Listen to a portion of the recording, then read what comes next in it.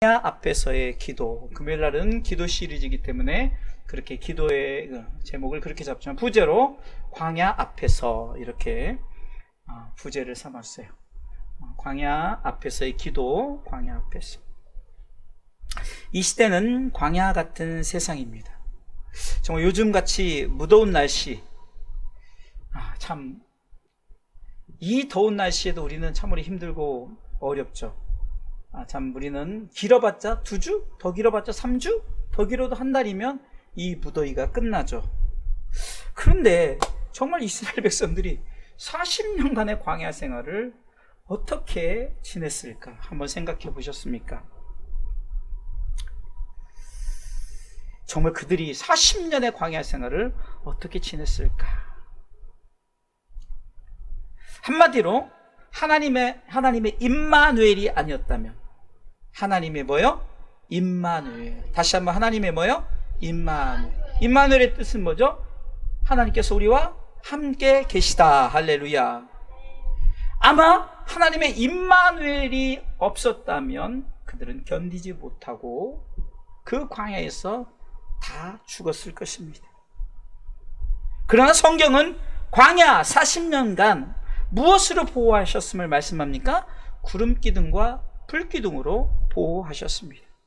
출애굽기 13장 21절로 22절 말씀에 보면은 같이 우리가 고백합니다. 여호와께서 그들 앞에 행하사 낮에는 구름기둥으로 그들의 길을 인도하시고 밤에는 불기둥으로 그들에게 비추사 주야로 진행하게 하시니 낮에는 구름기둥 밤에는 불기둥이 백성 앞에서 떠나지 아니하리라. 아멘.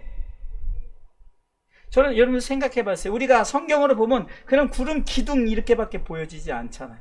불기둥 이렇게 보여지죠. 근데 여러분들 약 그 당시에 이스라엘 백성 200만 명이에요.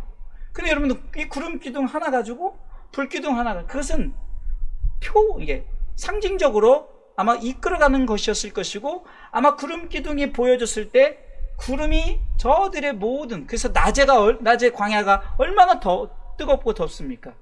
지난주에 어떤 말씀을 드렸죠? 지지난주에 오후 예배 요나의 박넝쿨 교훈 얘기했죠. 그 뜨거운 광야에서 박넝쿨이 그늘이 돼서 살았는데 그것이 없어지니까, 그리고 막 햇빛이 내리쬐니까 나 죽여주세요 하는 그런 일들. 실제 광야는 그렇다는 거예요.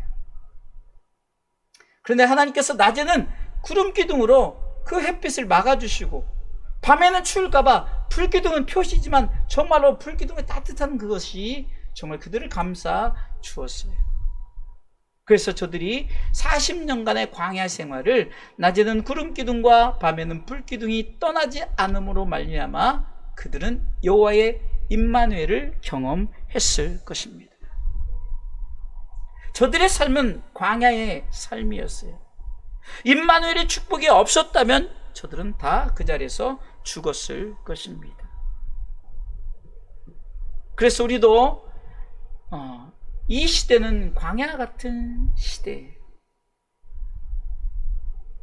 우리가 지금 이 광야 같은 이 시대를 살아간다고 생각하면 정말 우리가 하나님에게 필요한 게 뭡니까? 바로 하나님의 임마누엘이시죠. 임마누엘. 그래서 우리가 하나님의 임마누엘을 절대적으로, 그래서 우리가 하나님이 함께 하셨고 함께 하시고 함께 하실 것입니다가 굉장히 중요한 거예요. 아멘, 아멘, 아멘. 이걸 안 하니까 허전하네. 저는 이것을 할 때마다 정말로 가슴 깊이 고백합니다. 과거에도 함께 하셨던, 어쩌면 성경 역사 속에 함께 하셨던, 아니 내 삶 속에 과거 역사 하셨던 임마누엘 하셨고, 지금도 임마누엘 뿐만 아니라 앞으로도 임마누엘 하실 것입니다. 이 임마누엘이 얼마나 중요합니까? 제가 중국에 갔더니 중국의 교회마다 다 뒤에 이마누엘이, 한문으로 이마누엘이가 임마누엘이에요. 옷에도 임마누엘, 전도복을 맞춰도 임마누엘, 주로 흰색 복장에 빨간색, 아니면 빨간색이 흰색이 새겨가지고 저들이 그만큼 임마누엘을 굉장히 사모한다는 거죠. 우리도 마찬가지입니다. 이 광야 같은 삶, 이 광야 앞에서 우리는 하나님의 임마누엘의 축복을 바라보면서 우리 또한 이스라엘 백성들을 40년 동안 광야에서 구름기둥과 불기둥으로, 그 외에 또한 메추라기로, 또 만나로, 또 생수로 하나님이 책임지셨던 것처럼 천국 가는 그날까지 우리는 이 광야 같은 세상에서, 이 광야 앞에서 우리가 어떻게 우리가 행동해야 하나님의 임마누엘의 축복이 우리에게 주어질까? 첫 번째, 광야 앞에서 우리는 어떻게 됩니까? 첫 번째는 같이 읽어보겠습니다. 위에 계신 하나님을 바라보아야 합니다. 아멘. 인간은 위를 바라보게 창조를 했어요. 그래서 위를 바라보라는 것은 창조주 하나님만 바라보라는 거죠. 여러분들, 이스라엘 백성들이 출애굽을 하고 제일 먼저 만난 위기가 어딜까요? 홍해. 그들이 출애굽을 하자마자 홍해가 펼쳐졌는데, 홍해에 다다랐을 때 애굽 왕 바로의 마음이 강팍하여서 저것들을 출애굽시키니까 이제 계산을 해보니까 아니 정말 너무 아까운 거예요. 그래서 저것들을 다시 잡아 오려고 그 마병을 보내지 않습니까? 뒤에서 애굽 군대는 막 그 병거를 타고 우리를, 그 이스라엘 백성을 잡으러 막 오죠. 주변은 산으로 막혀 있죠. 앞에는 홍해 바다가 넘실거리면서 그냥 사면이 다 막혀 있어요. 자, 여러분들에게 문제를 냅니다. 사면이 막혀 있어요. 어디는 뚫렸습니까? 자, 사면이 막혀 있어요. 어디는 뚫려 있죠? 위는 뚫려 있잖아요. 그런데 사면이 막혀 있고, 어쩌면 바닥까지 오면이 막힌 거죠. 전체 6면을 보면 이제 사방이 다 막혀 있지만 위를 바라보면 위에는 누가 계십니까? 전능하신 하나님이 계십니다. 홍해 앞에서 저들은 모세를 원망하기 시작합니다. 출애굽기 14장 11절에 이들은 이렇게 원망합니다. 같이 읽어볼까요? 그들이 또 모세에게 이르되 애굽에 매장지가 없으므로 당신이 우리를 이끌어내어 이 광야에서 죽게 하느냐? 어찌하여 당신이 우리를 애굽에서 이끌어내어 이같이 우리에게 하느냐 하면서 12절을 보세요. 우리가 애굽에서 당신에게 고한 말이 이것이 아니뇨? 이르기를 우리를 버려두라. 우리가 애굽 사람을 섬길 것이라 하지 아니하더뇨? 애굽 사람을 섬기는 것이 광야에서 죽는 것보다 낫겠노라. 라고, 이 광야가 얼마나 힘들고 어려우면. 여러분들, 이 이스라엘 백성들이 참말을 하는 거예요? 거짓말하는 거예요? 거짓말하는 거예요. 왜? 출애굽 2장에 보면은 아이고 죽겠어요, 살려주세요, 제발 이 노예 이거 지긋지긋해요, 살려달라고 그랬어요. 그런데 지들이 뭐라고 말합니까? 내가 모세 너에게 이렇게 말하지 아니하였느냐? 12절에 보니까 우리를 버려두라, 우리가 애굽 사람 섬길 것이라 하지 아니하였느냐라고 모세를 원망해요. 그러나 지도자 모세는 위에 계신 하나님을 바라보고 신뢰합니다. 그리고 하나님의 약속을 붙들고 위에 계신 하나님께서 우리를 바라보시고 우리의 모든 것을 책임져 주심을 믿었어요. 그리고 그는 선포합니다. 13절로 14절 선포합니다. 같이 읽습니다. 모세가 백성에게 이르되 너희는 두려움 말고 가만히 서서 여호와께서 오늘날 너희를 위하여 행하시는 구원을 보라. 너희가 오늘 본 애굽 사람을 또 다시는 영원히 보지 못하리라. 여호와께서 너희를 위하여 싸우시니 너희는 가만히 있을지니라. 할렐루야. 모세는 어디를 봤습니까? 위에 계신 하나님을 바라보고 믿음으로 백성들에게 선포합니다. 그러자 하나님께서 위에 계신 하나님이 말씀하십니다. 15절 16절 읽습니다. 여호와께서 모세에게 이르시되 너는 어찌하여 내게 부르짖느냐? 이스라엘 자손을 명하여 앞으로 나가게 하고 지팡이를 들고 손을 바다 위로 내밀어 그것으로 갈라지게 하라. 이스라엘 자손이 바다 가운데 육지로 행하리라. 할렐루야. 우리의 신앙의 삶 가운데 사방이 막혔다 할지라도 위에는 뚫려 있다는 사실을 믿으시기 바랍니다. 제가 오늘도 이 운영위원회 모임을 참석하고 했는데 그 중에 지금 이 동탄 예수교회라고 이번에 통합을 하는 교회 중에 1000명의 성도를 가진 목사님이 이 1000명의 성도를 출석을 하는데 교회가 상가라 좁아서 500석밖에 안 되는데 그래서 그것을 2번의 예배를 드린대요. 근데 그거는 별로 놀랍지도 않아요. 요즘 시대 금요철 예배에 350명이 나온대요. 그것도 놀라서 하고 있는데, 그분이 뭐라고 말하냐면, 매일 기도회를 철야를 밤을 새서 이렇게 하는데 80명씩 나오네요. 그 생생한 장면을, 영상을 이제 보여주는 거예요. 여러분들. 근데 그 목사님이 정말 자신은 지금 암이 걸려서 힘들고 어려운 중에 정말 정말 힘들고 어렵게 지금 사역을 감당하는데, 하나님이 뜻이 있었어. 여러 가지 오늘 짧은 시간을 얘기하는데, 제가 그것을 통해서 무엇을 느꼈냐면은, 정말 철저하게 위에 계신 하나님을 바라보는구나. 그래서 위에 계신 하나님을 바라봤더니, 코로나 시대 때도요, 헌금이 3년 동안 40억이 들어왔대요. 우리는 40만 원도 안 들어오니까 별로 놀라지도 않네. 40억이 들어왔대요. 그분이 자랑하려고 자랑하는 것이 아니라 간증하는 거예요.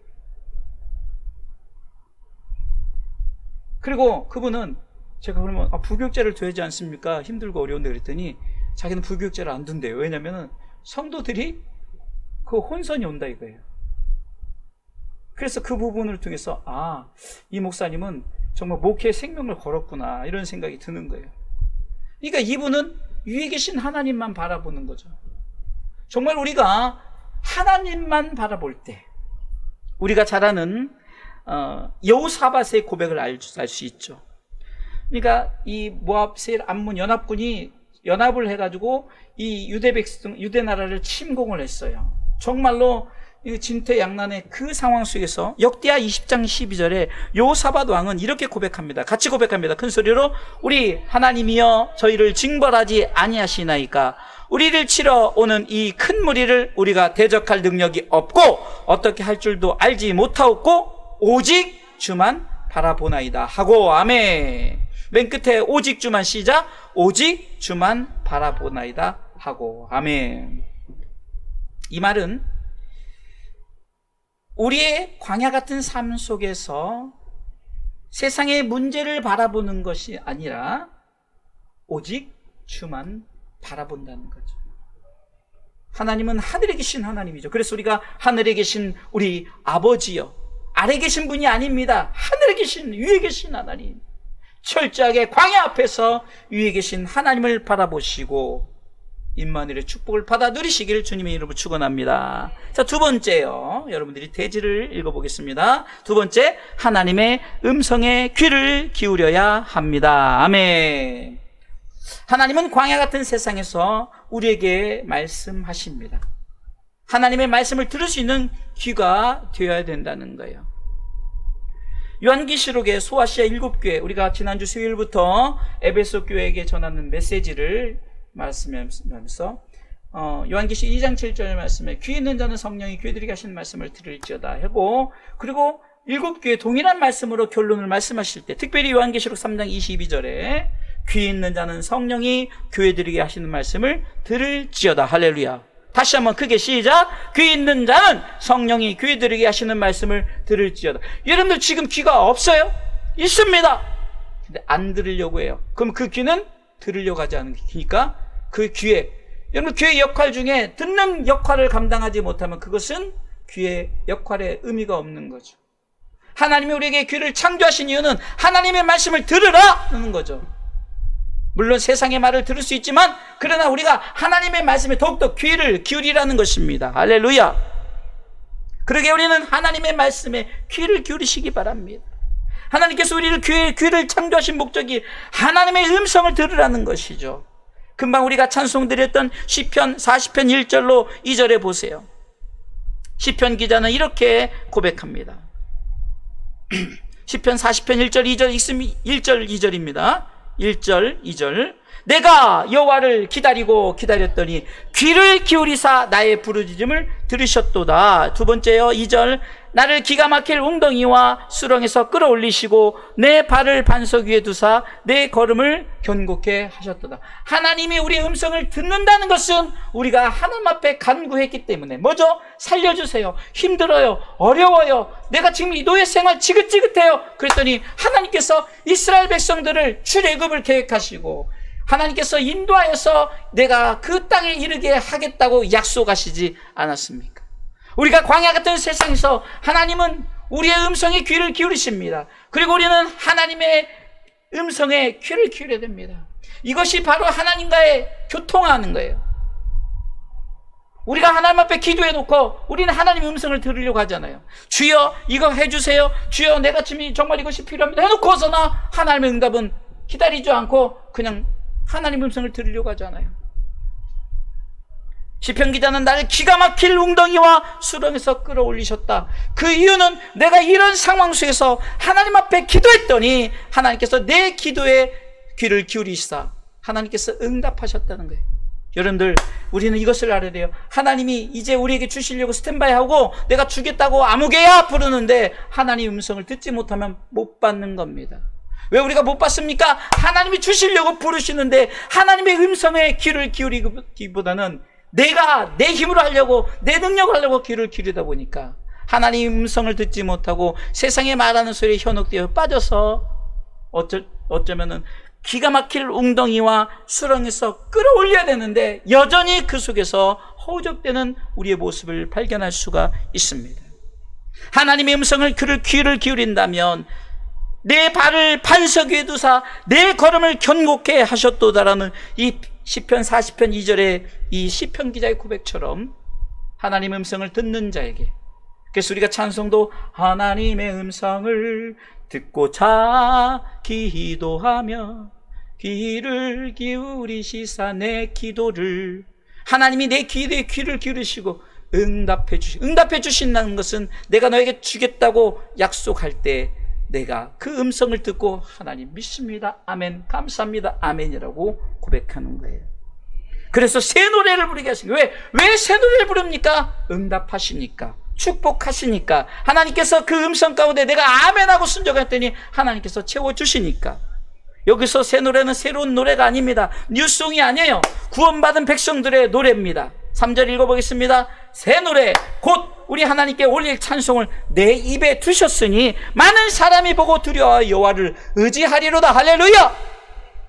이 말은 직역하면은 정말로 힘들고 어렵게 사는 그 하나님의 백성이 세상 사람들을 때 야 참 저렇게 불쌍하고 왜 저렇게 살아야 되느냐 그랬을 때 기도했더니 하나님께서 그를 책임져주시고 임마누엘의 축복을 주시니까 세상 사람들이 그것을 바라보고 이제는 이렇게 고백하는 거예요. 사람이 보고 두려워하여 여호와를 의지하리로다. 결국 하나님께 영광이 되어지는 거예요. 왜요? 우리의 신앙의 삶의 축복을 보고 하나님은 열매 맺게 하십니다. 저는 아까 말씀드린 그 목사님이 참 그릇이 된 게 뭐냐면은 지난번에도 모였을 때 자기가 식사 대접 다 하겠다고 이제 금요철에 가야 되니까 지난번 한 달 전에 모일 때 식사비를 주고 가시는데 오늘도 제가 식사 대접하겠습니다. 그런데요, 그 걸어오시면서 저하고 이제 대화를 하던 중에 그 목사님 그러는 게 우리 교회는 엘리트들이 많아서 돈 10원도 내 마음대로 못 쓴대. 이 말은 사비로 내가 이렇게 한다 이런 말씀 같아요. 그 교회는 굉장히 엘리트들이 많대요. 젊은 청년들이 있어서 그런 그 재정위원들이 굉장히 그런 걸 꼼꼼하게 하기 때문에 돈 10원도 자기 마음대로 못 쓴다. 그 얘기를 하는 거예요. 그 얘기를 왜 하겠어요? 정말 그 목사님은 자신이 내가 그렇게 축복받은 행위를 하니까 복을 받더라라고 저에게 고백을 하는 거예요. 왜 그럴까요? 우리로 하여금 이런 하나님의 역사를 나는 이렇게 축복을 받았다. 정말 이 축복을 받았는데 이 축복을 받은 것에 내가 이래서 하나님 앞에 축복을 받았다라니까 저도 보고 놀랍잖아요. 그래서 하나님을 철저하게 의지해야겠다. 할렐루야. 저는 우리 성도들에게 성도들이면서 우리 자녀들에게도 온전한 11조, 온전한 감사, 온전한 헌신한 사람은 반드시 축복을 받는다라고 말씀해요. 그 여러분들이 증인이 되어졌어요. 내가 무슨 축복을 받았다고요? 한번 뒤를 돌아보세요. 하나님의 임마누엘의 축복이 있었나 없었나. 저 요즘에 우리 자녀들이 온전한 11조를 하는 그런 모습을 우리 사모님도 늘 가르치고 해서 정말 요즘에 상당히 힘들고 어려운데도 오늘도 지극히 적은 11조가 올라오는 거예요. 그때마다 하나님 반드시 지금 시작은 미약하였으나 내 나중은 심히 창대하리라. 할렐루야. 왜요? 하나님 앞에 온전하게 드리는, 저는 우리 아이들이 정말로 용돈을 모아서 또 주정헌금 이렇게 적은 것을, 그것은 어른들에 비하면 우리 아이들은 큰 돈이에요. 근데 아이들이 자기 용돈을 가지고 하잖아요. 여러분들, 반드시 하나님은 여러분들의 행위를 보고, 여러분들이 나중에 하나님께서 그 행위대로 축복받은 걸 보고 사람들이 두려워하면, 이 두려워한다는 것은 저 사람 무서워한다는 게 아니에요. 하나님의 경외하심을 갖게 되고 여호와를 의지하는 축복이 있는 줄 믿으시기 바랍니다. 하나님의 은혜로 홍해를 건넌 이스라엘 백성들은 하나님을 찬양합니다. 바로 구원의 노래입니다. 그래서 바로 출애굽기 15장에 나온 1절에서 18절의 내용이 다 읽을 수는 없으니까 1절에서 18절입니다. 19절은 다음에 나오고요. 1절에서 18절의 내용이 없애주세요. 바로 이스라엘 백성들이 이제 홍해를 건너니까 모세가 하나님을 찬양하는 거예요. 하나님 아까 약속했던 건 저 애굽의 그 군사들을 다시는 보지 않으려 했던 것이, 그 역사가 이루어진 거예요. 여러분 생각해 보세요. 바다가 갈라져서, 여러분 바다가 갈라지면 그 바닥은 어떻습니까? 진흙이죠, 진흙. 근데 여러분들 엄청난 드라이기를 하나님이 준비해 주셨어요. 그게 바람이죠. 여러분 드라이기가 바람 아니에요. 이만큼의 바람이 여기를 말리는데, 근데 엄청난 바람을 동풍을 불게 하셔가지고 그냥 바다를 그냥 드라이 시키셨어요. 그리고 이스라엘 백성들이 다 건널까지는 저 애굽의 군사가 쳐들어오도록 구름 기둥으로 딱 막아두는 거예요. 아니, 흑암으로 막아두는 거예요. 못 오게. 여러분들, 이게 하나님이 다 역사하는 거예요. 그리고 이스라엘 백성들이 다 건너니까 그것을 딱 걷어가니까 이 애굽 백성들도 저놈 잡아라 하고 다 들어오니까 그때 바다를 합쳐서 저들을 다 수장시키는 거예요. 모세가 막 찬양을 합니다. 저 말같은 자의 그 적군들을 다 하나님께서 수장시켰다라고 찬양하니까 미리암과 함께 승리의 찬양을 백성들이 출애굽기 15장 19절로 21절에 드리는 거예요. 바로 이 고백이 바로 모세의 고백을 함축한 거예요. 출애굽기 15장 19절 같이 읽어보겠습니다. 바로의 말과 병과 마병이 함께 바다에 들어가매 여호와께서 바닷물로 그들 위에 돌이켜 흐르게 하였으니 이스라엘 자손은 바다 가운데서 육지로 행한지라. 아론의 누이 선지자 미리암이 손에 소고를 잡음에 모든 여인도 그를 따라 나오며 소고를 잡고 춤추니 21절 미리암이 그들에게 화답하여 가로되 너희는 여호와를 찬송하라. 그는 높고 영화로우시며 말과 그탄 자를 바다에 던지셨음이라 하였더라. 할렐루야. 여러분, 이것은 지금 그 당시 이스라엘 백성을 구원한 구원의 노래지만 저와 여러분들을 지금 광야에서 인도하시는 하나님의 그 구원의 역사가 바로 우리는 이렇게 새 노래로 하나님을 찬양하는 줄 믿으시기 바랍니다. 이것은 하나님의 음성에 귀를 기울였더니 하나님이 우리를 통해서 역사하셨을 때 우리가 고백하는 것이었죠. 자, 세 번째는요, 광야 앞에서 세 번째 읽습니다. 하나님의 역사를 사모해야 합니다. 아멘. 자, 지금 출애굽의 사건은 이미 이루어진 역사적인 사건이에요. 또 신명기 8장을 통해서 이스라엘 백성 40년 광야의 생활은 이미 우리가 지금 2024년도를 살기 때문에 과거의 역사입니다. 여러분, 이 과거의 역사를 우리가 그냥 그런 일 있었네 이러면요, 우리 가운데 역사가 나타나지 않아요. 지금 이 시대 여러분들 삶 가운데 이 역사가 나타나기를 사모하시길 주님의 이름으로 축원합니다. 하나님의 역사를 지금 5,000년 전에 역사했던 그 역사가 내게도 이루어 주옵소서. 지금 작년에 이루어졌던 하나님의 역사가 올해도 이루어지게 도와주옵소서. 이것은 사모하는 자에게 하나님께 채워준다는 거예요. 시편 107편 9절은 시편 기자는 이렇게 고백합니다. 저가 사모하는 영혼을 만족해 하시며 줄인 영혼에게 좋은 것으로 채워 주심이로다. 할렐루야. 사모하는 자에게, 우리가 옛말에도 우는 아이 젖준다라는 거죠. 네? 우니까 배고프니까 젖을 주는 거예요. 안 울면은 얘가 배가 안 고프구나, 젖 안 주는 거예요. 사모하는 영혼에게 주시는 거예요. 우리는 하나님의 역사를 지났네 끝났네 이것이 아니라 하나님의 역사를 사모하시기 바랍니다. 사모하는 영혼을 반드시 만족해 해 주십니다. 하나님은 광야 같은 세상에서 첫 번째 우리가 하나님을 바라보고, 두 번째 하나님 음성에 귀를 기울이면, 세 번째 반드시 하나님의 역사를 사모하면서 기다려야 합니다. 할렐루야. 시편 40편 1절에 아까 읽었던 말씀에 내가 여호와를 기다리고 기다렸더니, 다시 있습니다. 내가 여호와를 기다리고 기다렸더니 귀를 기울이시사 나의 부르짖음을 들으셨도다. 할렐루야.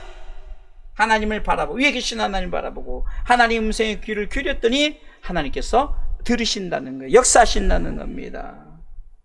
제가 자주 쓰는 3기가 있죠. 3기가 뭘까요? 첫 번째는 기도하라. 하나님께 기도하면, 두 번째 기다려라. 하나님 응답을 기다리고, 세 번째 기대하라. 하나님의 역사를 기대하여야 합니다. 할렐루야.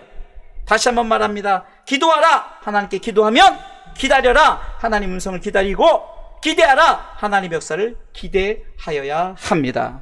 기적은 내가 하는 것이 아니고 하나님이 하시는 것입니다. 그렇기 때문에 그 기적의 역사를 기대해야 됩니다. 기적은 하나님의 역사 가운데 나타나는 것입니다. 기적은 사모하는 자에게 역사를 하십니다. 이스라엘 백성의 광야 40년은 하나님의 기적의 역사를 경험하는 기간이었습니다. 광야라고 해서 그 역사가 없는 것은 아니었습니다. 그러나 하나님은 구름기둥과 불기둥뿐만 아니라 생수를 주시고 만나와 외출을 먹이시고 저들의 신발이 부르짖는 신발도 공급해 주고 모든 것을 채워주시는 하나님의 역사를 40년 동안 200만 명이 경험을 한 거예요. 가끔 저는 생각합니다. 우리가 수련회를 가요. 옛날에는 많이 가서 막 3, 40명 갈 때, 여러분 2박 3일만 가도 막 그 준비위원들이 얼마나 고민해. 쌀은 얼마나 가져가고, 김치는 뭘 가져가고, 뭐 솥단지는 뭘 가져가고, 뭐.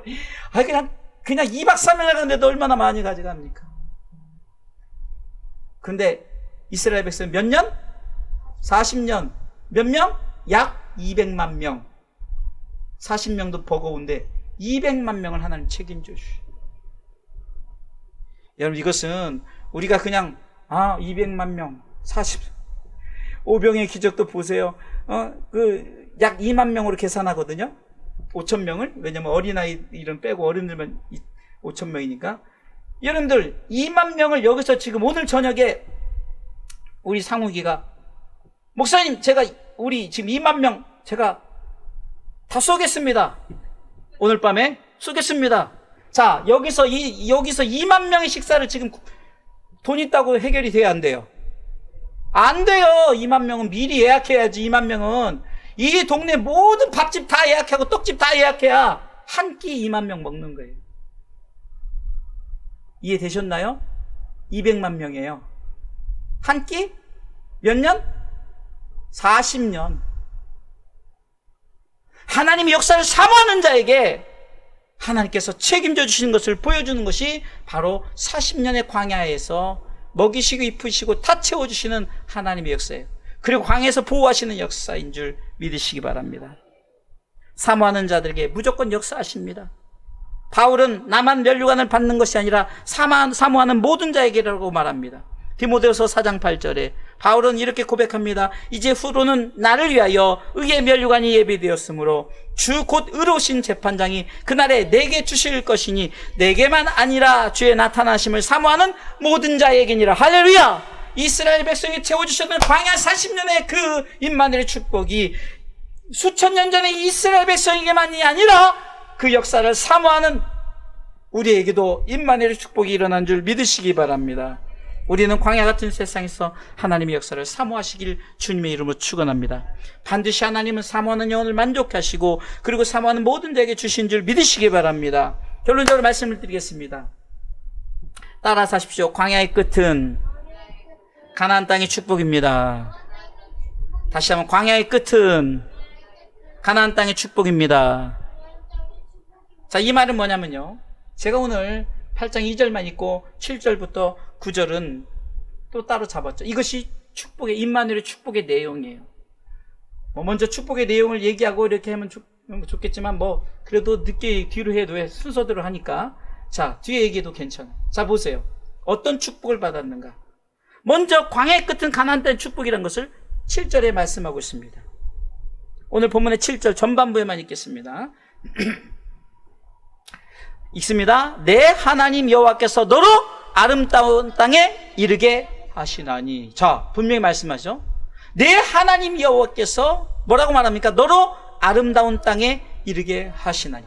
하나님을 위에 계신 하나님을 바라보고 하나님 음성에 귀를 기울이고 하나님의 역사를 사모했더니 광야가 계속 죽을 때까지 펼쳐지는 것이 아니라 광야의 끝 40년 후에는 가나안 땅이 열리더라. 할렐루야.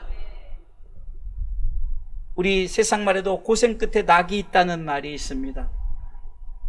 여러분들, 광야의 끝은 가나안 땅의 축복이 있어요. 실질적으로 이스라엘 백성들이 이제 광야의 길을 다 가나안에 뭐가 나타났죠? 가나안 땅이 나타나요. 그런데 성경적으로 가나안 땅은 너에게 주리라 약속했는데 이건 약속이에요. 그런데 환경은 내가 그곳을 싸워서 그 땅을 가져야 되는 거예요. 말이 됩니까? 아니, 주신다 놓고 뭘 싸워서 가지게. 성경은 그렇게 약속하신 거예요. 그래서 그 가나안 땅에는 어떤 족속이 7족속이 있었냐? 막 엄청난 거인, 골리앗 같은 족속이에요. 7족속이 있어요. 반면에 이스라엘 백성들은 뭐 기껏해야 저 정도? 좀 작은 애들은 우리 상욱이 정도? 아니, 어떻게 싸워서 이기겠냐? 그런데 하나님은 약속하셨어요. 여호수아 칼렙은 담대히 외칩니다. 이 산지를 내게 주소서. 이 산지는 하나님께서 주신 약속의 땅입니다. 그리고 지금 가장 적군들이 많고 가장 힘들고 어려운 저 헤브론 땅, 저 땅 너무 좋아요. 나에게 주세요. 그러면 땅 따먹기 할 때 분배합니다. 우리 팔도를 생각할 때 강원도 땅 우리 상욱이 거, 경기도 땅 기쁨이 거, 자 이렇게 분배를 했어요. 근데 분배를 하면 갔더니 내 땅이더라? 이게 아니라 갔더니 어마무시한 그 거구들이 있어요. 그런데 놀라운 것은 믿음으로 나아갔던 여호수아 칼렙은 왜? 하나님이 주시겠다 약속하신 땅이니까 하나님의 역사를 삼하고 믿고 나아갔기 때문에 그 땅에 모든 축복을 받아 누린 줄 믿으시기 바랍니다. 성경은 말합니다. 8장 7절에 내 하나님 여호와께서 너로 아름다운 땅에 이르게 하시나니. 할렐루야. 약속이에요. 우리가 지금 가나안 땅을 향해서 우리가 가잖아요. 여러분 얼마나 지금 예수 믿기 힘들어요. 네? 우리 가운데 예수 못 믿게 하려고 여러 가지 일들로 막 막아두는 것들이 얼마나 많습니까? 그러나 하나님이 약속하신 반드시 네가 들어가리라. 근데 조건이 있어요. 네가 싸워서. 그래서 바울은 뭐라고 보니까 선한 싸움을 싸우고 달려갈 길을 마치고 내 믿음을 지켰으니 이렇게 말하죠. 그냥 천천히 갔더니 있더라가 아니라 싸워서 들어가는 거라는 거죠. 자, 그러면 가나안 땅 축복은 이제 말씀 읽어보면서 자 7절 후반부에 생수가 흘러넘친대. 그 땅이 중반부에 그곳은 자 중반부 읽어보겠습니다. 그곳은 골짜기든지 산지든지 시내와 분천과 샘이 흐르고. 저는 이 본문의 말씀을 신명기 8장 7절로 쭉 보면서 뭘 느꼈냐면 시편 23편 1절과 2절 이게 쭉 시편 23편의 고백이 나오더라고요. 거기서 보면은 푸른 초장 쉴만한 물가 나오죠. 쉴만한 물가예요. 생수가 넘치는 거예요. 할렐루야. 정말 우리에게 필요한 생수가 흘러 넘치는 땅이 가나안 땅입니다. 두 번째는 푸른 초장이 펼쳐집니다. 8절에 밀과 보리의 소산지요 포도와 무화과 석류와 감람들의 나무와 꿀의 소산지라. 할렐루야. 시편 기자가 고백했던 것처럼 푸른 초장, 정말 우리가 세상에 정말 이 푸른 초장에 있는 모든 것들이 얼마나 풍성한지. 과일 하나 사 먹으려도 이만한 거, 뭐 비싼 거는 10,000원, 뭐 과일 조그마한 것도 사 먹으려면 보통 그래요. 근데 하나님이 엄청난 많은 수많은 모든 밀과 보리 뭐 다 필요한 것을 내가 다 너에게 주겠다. 할렐루야. 세 번째는 부족함이 없다는 거예요. 시편 기자가 고백하죠. 여는 나의 목자시니 내게 부족함이 없으라. 하나님 나라에 부족함이 없는 줄 믿으시기 바랍니다. 9절 말씀해 보세요. 신명기 8장 9절에 너의 먹는 식물에 결핍함이 없고 내게 아무 부족함이 없는 땅이며 그 땅에 돌은 철이요 산에서는 동을 캘 것이라. 여러분 보세요. 우리가 지금 막 굉장히 귀하지만 파면 그런 게 금은보가 나오는 거예요. 네? 그러기에 저들은 그곳에서 하나님을 찬양합니다. 10절 말씀, 내가 먹어서 배불리고 10절이요. 내가 먹어서 배불리고 내 하나님 여호와께서 옥토로 내게 주셨음을 인하여 그를 찬송하리라. 그러니까 다시 말해서 7절의 말씀부터 10절의 말씀까지 이 전반부까지 모든 축복을, 임마누엘 축복을 인하여 어떻게 한다고요? 찬송하리로다. 찬송하리로다. 생수가 흘러넘치고 푸른 초장이 펼쳐지고 부족함이 없으로 말미암아 하나님을 찬송하는 것이 바로 우리가 영원히 하나님 나라에서 찬송하는, 여러분들 우리가 하나님 나라에서 영원히 찬송하는 그 24장로들 보좌들의 그 찬송, 구원하심이 보좌에 앉으신 그 하나님과 어린 양께 있도다라고 막 온 찬송하는 것이, 우리가 지금 뭐 찬송가 한두 곡 하는 것도 힘들어 죽겠는데 무슨 평생 찬송한다니 저 천국 가나 마나네 이렇게 생각하지만요, 그때는요 그 찬송이 우리가 어떤 인간적인 그런 것을 하는 것이 아니라, 우리가 항상 내가 늘 말씀드리잖아요. 우리가 왜 좋은 밥을 먹으면, 비싼 밥을 먹으면 행복하잖아요. 그 기쁨 때문에 먹는 거죠. 예? 좋은 차를 타면 우리에게 느껴지는 기쁨, 평안. 왜 우리가 좋은 집에 사는 그 기쁨과 평안. 여러분, 결국은 하나님 나라는 의와 평강과 희락이라는 거죠. 할렐루야. 그렇기 때문에 그것이 우리에게 최고인 거예요. 마치 우리가 좋은 차를 타고 좋은 것을 먹고 좋은 집에 살면 그 기쁨이 넘치듯이 하나님의 나라는 그 기쁨이 항상 넘치기 때문에 하나님을 찬송하는 것이 괴로운 것이 아니라 항상 행복하고 즐겁다는 것입니다. 이 가난의 축복을 받기 위해서는 하나님의 조건이 있습니다. 자, 저를 따라 사십시오. 하나님이 말씀하십니다. 나만 바라보라. 나만 바라보라. 내 말에 귀를 기울이라. 내 역사를 사모하라.